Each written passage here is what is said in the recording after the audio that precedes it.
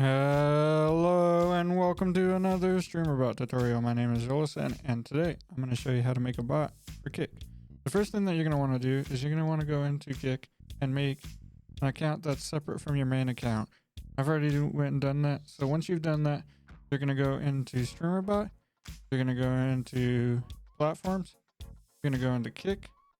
And then this is important. You have to be logged into the separate account for this to work. And then you're going to hit login and it's going to take you here and you're going to allow access and you're done. It is successfully logged in as your bot account. So when we go into our actions, we can make, I don't know, we'll add something really quick. Bot message.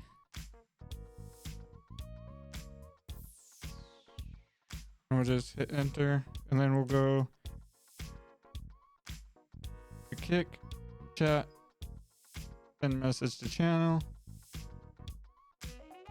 Hi, I'm a bot. And then you want to have this send using bot account. Hit OK. And I don't know, we'll just make it happen whenever chat message happens. Chat message. Now, when we go into our chat and type something, this is going to go crazy because it's going to send every message.